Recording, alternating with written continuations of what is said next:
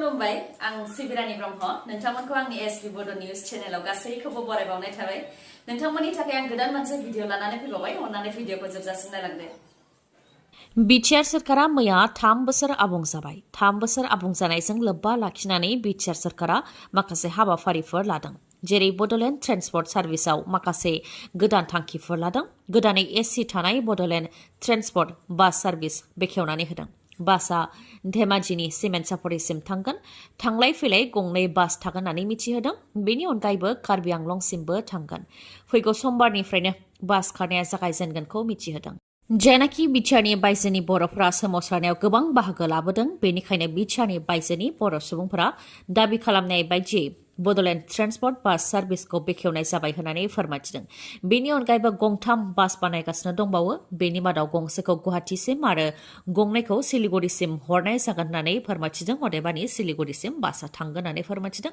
BTR सरकारनिफ्राय फोरमायथिनो गोनांदि मैयानि सानाव एसि थानाय बड'लेण्ड ट्रेन्सपर्ट बास सार्भिसखौ बेखेवखांनायनि उनाव बिटिसिनि गाहाय प्रमद बर'जों लोगोसे सोरखाराव थानाय इएम एमसिएलए आरो माखासे बिबानगिरि बिथांमोनहा बे बासजोंनो दतमायाव थानाय थुलुंगाफुरिनि बड'फा उपेन्द्रनाथ ब्रह्मनि मांखरसालियाव थांनानै बिबारजों मान बावहैदों बड'लेण्ड ट्रेन्सपर्ट बास सार्भिस बेखेवनायनि अनगायैबो बिटिआर सरकारा 3 बोसोर आबुं जानायजों लोब्बा लाखिनानै गं 36 बड'लेण्ड टि सार्भिस बेटारि रिक्सा राननानै होदों बेटारि रिक्साखौनो एसे गोदान महर होनानै सा गला बानायनाय जादों जाय गलाखौ दाबसे जायगानिफ्राय गुबुन दाबसे जायगासिम लांलाय लाबोलाय खालामनो हायो बबेयावबा माबा मोनसे गेलेनाय बा मिथिं बायदि हाबाफारि जायोब्ला बेयावनो थांनानै गोरलैयैनो सा गलाखौ हैनो हागोन प्रमद बर'आ फोरमायथिनाय बायदिब्ला गासै गं 50 सा गला होनाय जागोन बेनि मादाव दा गं 36खौ होग्रोनाय जादों होननानै फोरमायथिदों बेनि अनगायैबो गं 50 गाइखेर बानायग्रा गलाखौबो बानायगासिनो दं बेखौबो राननानै होनाय जागोन होननानै फोरमायथिदों आरो बेनि उनाव गं 50 बेदरनि गला होनाय जागोन जेराव सलार आरो फ्रिजबो थागोन होननानै फोरमायथिदों प्रमद बर' बिथाङा 5,000 रां मोनैनि थाखायनो गावनि जोनोमगिरि बिमाखौ बुथारदों जाय बिमाया गोरबोआव थानायनिफ्राय लानानै देरजासिम गोबां खस्थ'नि गेजेरजों खांदों बाबोदों बेबायदि बिमाखौनो 5,000 रां बिनायाव मोनैनि थाखायनो बिमाखौ बुथारदों आरो बिमानि गोथै देहाखौ सुटकेसआव सोनानै दैयाव गारहरनो नाजादोंमोन दुथाङा बे जाथाया हारियानायाव जादों बुथारग्रानि मुङा हिमांशु आरो बिसोरो गुबैयै बिहारनि गपालगन्जनि थागिबि नाथाय हारियानायाव थायोमोन 5,000 रां बिनायाव मोनैनि थाखायनो जोनोमगिरि बिमाखौ बुथारदों बेनि उनाव गोथै देहाखौ दोनखुमानो थाखाय सुटकेसआव सोनानै दैयाव गारहरनो नाजादोंमोन दुथाङा गोथै देहा थानाय सुटकेसखौ लानानै रेलगारिजों इउपिनि प्रयागराज फारसे थांनो नागिरदोंमोन बेयावनो सुटकेसखौ गिलिर नुनायाव सुबुंफोरा सन्देह खालामनानै पुलिसनो मिथिहोदोंमोन बेनि उनावनो पुलिसा सिग्रोमफैदों आरो गोथै देहाखौ सुटकेसनि सिङाव हमनो हादों बिटिसिआव जानो हागौ अपेन डिबेट अदेबानि लांदां दान्थे बिदान्थे बिटिसि आरो बिटिआर गोरोबथाखौ लानानै लांदां दान्थे बिदान्थे जानो हागौ बिटिसि बा बिटिआरआव बिटिसि आरो बिटिआर गोरोबथाखौ लानानै उदाङै दान्थे बिदान्थे खालामनो थाखाय एबसुनि गाहाय दिपेन बर' बिथाङा बुंथिनायनि उनावनो दिपेन बर'नि बुंथिनायखौ बा हांख्रायनायखौ दुंब्रुदै बरायदों अमर सिंह ब्रह्म आरो दावरा देख्रेब नार्जारिया लोगोसेनो बे दान्थे बिदान्थेया लांदां फोथार जेरै बिटिसि सेक्रेटारियेट मावखुलिनि खाथिनि फोथार नङाब्ला क'क्राझार सोरखारि हायार सेकेण्डारि फरायसालिनि फोथाराव आब्रुथियै खुंफुंनो थाखाय खावलायहरदों आरो बे लांदां दान्थे बिदान्थेखौ लाइभ टेलिकास्ट दिन्थिनो नांगोन रायजो राजाफोरखौबो सिरियै बाहागो लानो खाबु होनो नांगोन आरो आब्रुथिखौ रैखा खालामनो थाखाय रावबो आफादजों लोब्बा गैयै गेजेरनि 3 जुरि कमिटिनि राहा लानो नांगोन होननानै दिपेन बर'निसिम बुंथियो बिथांमोनहा फोरमायथिनो गोनांदि थांनाय 12 डिसेम्बराव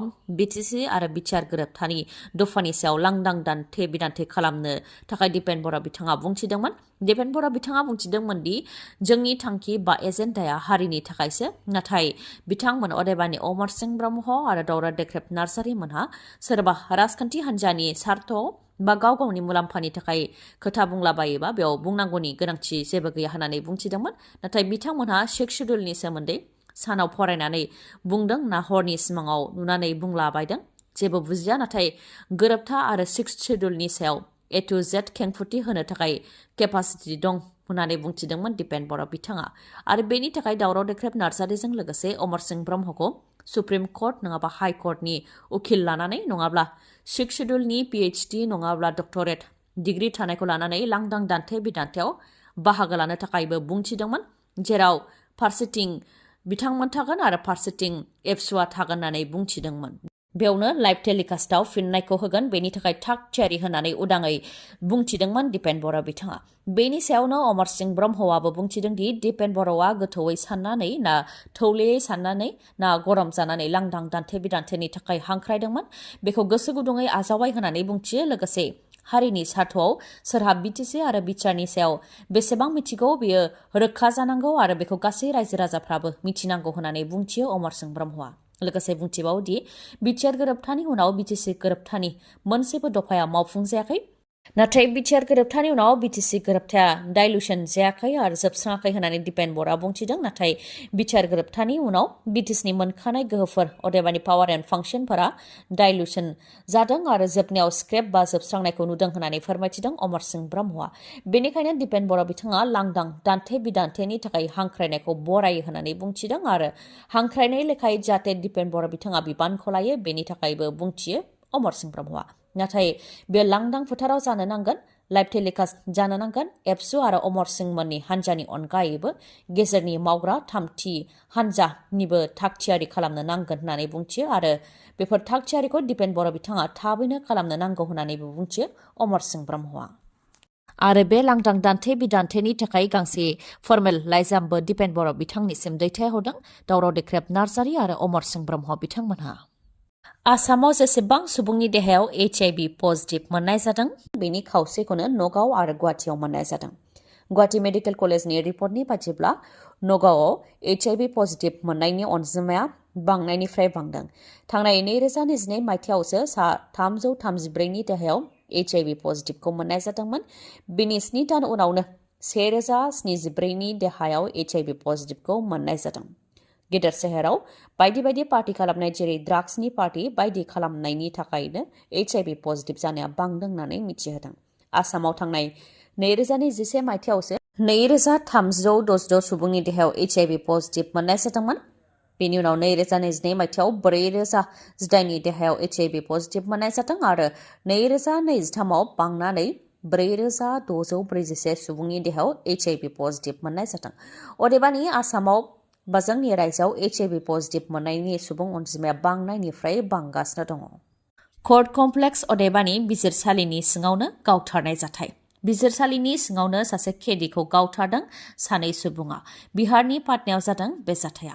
रिपर्टनि बादिब्ला सिकान्दारपुरनि थागिबि अभिषेक कुमार उफ्रा मुं छोटे सरकारा मानसि बुथारनाय केसनि अनगायैबो गुबुन गुबुन केसजों लोब्बा दंमोन, जायनि थाखाय पुलिसआ अभिषेक कुमारखौ एरेस्ट खालामदोंमोन आरो दानापुर बिजिरसालिसिम लानानै फैदोंमोन। नाथाय बेयावनो सानै सुबुङा फैनानै बिजिरसालिनि सिङावनो अभिषेक कुमारखौ गुलि गावफैदों, जायजों थैनो गोनां जादों अभिषेक कुमारा।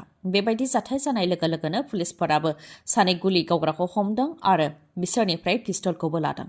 मा जाहोननि थाखाय अभिषेक कुमारखौ गावथारनाय बेनि सायाव सोंनाय फिननाय लागासिनो दं होननानै मिथिहोदों पुलिसआ। BJPनि MLAखौ 25 बोसोर जोबथेसालियाव थानायनि साजा फोसावबाय बिजिरसालिया। MLA राम दुलार गनखौ 25 बोसोर जोबथेसालिनि साजा फोसावनायजों लोगोसे 10 लाख रां जुरिमाना फोनांबाय। 15 बोसोर उन्दै बैसोनि हिन्जावसाखौ जिनाहारि खालामनायनि दायावनो जौसिन बिजिरसालिया बे रायखौ फोसावदों। BJPनि MLA राम दुलार गना UPनि सोनबाद्रा जिल्लानि दुधी ब्याबनि MLA। जिनाहारि खालामजानाय हिन्जावनि जानानै केस गेलेनाय उखिला फोरमायथिनाय बायदिब्ला थांनाय 2014 मायथाइयावनो राम दुलार गना 15 बोसोर बैसोनि उन्दै हिन्जावसाखौ जिनाहारि खालामदोंमोन आरो गोबां खेब जिनाहारि खालामदोंमोन। बे जाथायनि सोमोन्दै हिन्जावसाया नखरनि सुबुंफोरनो मिथिहोनायनि उनावनो नखरनिफोरा दायनिगिरिखौ साजा होनो थाखाय केस होदोंमोन। बे समाव राम दुलार गना MLAबो नङामोन। नाथाय MLA जानायनि उनाव केसखौ बोखांनानै लाफिननो थाखाय हिन्जावनि नखरखौ गोबां खेब बुंथिदोंमोन आरो नारसिनदोंमोन होननानै फोरमायथिदों। नाथाय हिन्जावनि नखरनिफ्राय केसखौ बोखांनानै लाफिनाखैमोन आरो गोलाव सम बा गोलाव बोसोर नाजायै दा बिजिरनायखौ मोननो हाबाय हिन्जावसानि नखरा। IPC आरो पक्स' एक्टनि सिङाव MLA राम दुलार गनखौ 25 बोसोर जोबथेसालियाव थानायनि साजा फोसावनायजों लोगोसे 10 लाख रां जुरिमाना फोनांबाय आरो आयेन बायदियै दायनिगिरिया MLA बिबानखौबो खोमानांगोन। मानोना आयेन बायदियै MP बा MLAआनो जाथों मानो क्रिमिनेल केसाव दायनिगिरि फोरमान जायोब्ला आरो 2 बोसोर बा बेनि बांसिन जोबथेसालियाव थानायनि साजा मोनोबा MP बा MLAनि बिबानखौ खोमानानै लानो गोनां जायो होननानै फोरमायथिदों उखिला। थांनाय बावैसो सान सिगां पार्लामेन्टआव जानाय जाथायनि मास्टार माइन्डआ गावनो आखाइ दैखांबाय। मास्टार माइन्ड ललित महन झाया गावनो दिल्लीनि कर्तव्य पथ पुलिस थानायाव आखाइ दैखांफैबाय। नाथाय मा जाहोननि थाखाय पार्लामेन्टआव गिथावना थासारि सोमजिहोनायमोन मास्टार माइन्डआ, बेखौ बयबो मिथिनो हास्थायदों। थांनाय माखासे सान सिगां पार्लामेन्टनि सिङाव सानै सुबुंनि मादाव सासेया पाब्लिक गेलारिनिफ्राय एमपिफोरनि सायाव बाज्रुमनानै मोनफानि उनाव मोनफा टेबोलाव बारस्लायलांदोंमोन आरो गुबुन सासेया गोमो गाबनि गेस हगारदोंमोन। थिग बेबायदिनो पार्लामेन्टनि बायजोआवबो सानै सुबुङा गोमो गाबनि गेस एंगारनानै धरना होदोंमोन। बे जाथायनिनो मास्टार माइन्डमोन ललित महन झाया। फोरमायथिनाय बादिब्ला पार्लामेन्टआव हाबनो थाखाय मोननै अदेबानि सानैनिल' पास मोनदोंमोन। बेनिखायनो सानैया पार्लामेन्टनि सिङाव हाबदोंमोन आरो साथामा पार्लामेन्टनि बायजोआवनो थादोंमन। साथामनि मादाव सानैया धरना होदोंमोन। अब्ला मास्टार माइन्डआ बेखौ भिडिअ' आरो फट' सेबखांनायनि उनावनो राजस्थान फारसे खारलांदोंमोन। बेनि उनाव गासै फोरमानखौनो हटेलाव फोजोबस्रांहैदोंमोन मास्टार माइन्डआ। नाथाय पुलिसा गोख्रों संदानबाय थानायनि जाहोनाव दिल्लीसिम फैफिननानै गावनो आखाइ दैखांफैनो गोनां जाबाय मास्टार माइन्डआ। सोंनाय फिननायनिफ्राय मिथिनाय बायदिब्ला थांनाय 2001 मायथाइयाव पार्लामेन्टआव गाग्लोबनाय जाथायखौ गोसोखांनानैनो बेबायदि फिन थासारि सोमजिहोदों। नाथाय दुथांफोरा उदखारिजों सोमोन्दो दंना गैया बे दासिमबो रोखा जायाखै। दुथाङा गुबै कलकातानि थागिबि आरो सासे फोरोंगिरिबो।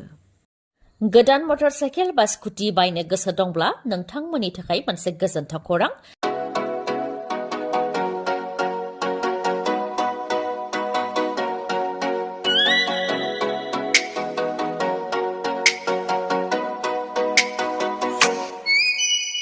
मानिकपुर पुलिस थानानि साखाथियाव थानाय मानास अट' हन्डा श'रुमआ फिन नोंथांमोननि थाखाय गोजोनथाव खौरां लानानै फैदों। गोथार बर'दिन सानजों लोब्बा लाखिनानै बायदि बायदि अफार फोसावदों मानास अट' हन्डा श'रुमआ। अफारफोरा जाहैबाय जायखिजाया मटर साइकेल बा स्कुटि बायोबा नोंथाङा बेसेन नाङालासे गंनै हेलमेट मोननो हागोन। लोगोसे बेसेन नाङालासे 5 लिटार पेट्रल मोननो हागोन आरो बेसेन नाङालासे गोजां बोथोरनि थाखाय कम्बलबो मोननो हागोन। बेनि अनगायैबो नोंथाङा मोननो हागोन 1000 केशबेक, अदेबानि नोंथाङा 1000 रांबो मोनफिननो हागोन। अब्ला नोंथाङा गोनो गोथो जानांगौनि जेबो गोनांथि गैया। थाबैनो नोंथाङा मानिकपुर पुलिस थानानि साखाथियाव थानाय मानास अट' हन्डा श'रुमनिफ्राय गोदान मटर साइकेल बा स्कुटिखौ लायनो हागोन। आरो नोंथांमोननो बेखौबो मिथिहोबावोदि जायखिजाया कम्पानिनि गोजाम मटर साइकेल बा स्कुटिखौ सोलायनानै नोंथाङा गोदान मटर साइकेल बा स्कुटिबो बायनो हानायनि राहा दं बे श'रुमाव। बेनि अनगायैबो नोंथाङा गोजान जानथायनिब्ला हम डिलिभारि खालामनायनिबो राहा दं बे श'रुमाव। आबुङै मिथिबावनो थाखाय 7002601255 नङाबा 9101272776 बे नाम्बाराव खौरां लाहरनो हागोन। गोजोन्थों। दिनैनि भिडिअ'आ एसेनोसै। गाबोन आरो गोदान भिडिअ'जों लोगो मोनफिनबावगोन। नोंथाङा दासिमबो आंनि चेनेलखौ साबस्क्राइब खालामाखैबा अन्नानै साबस्क्राइब खालामदो। लोगोसे लाइक, कमेन्ट आरो शेयार खालामनो दाबाव। गोजोन्थों।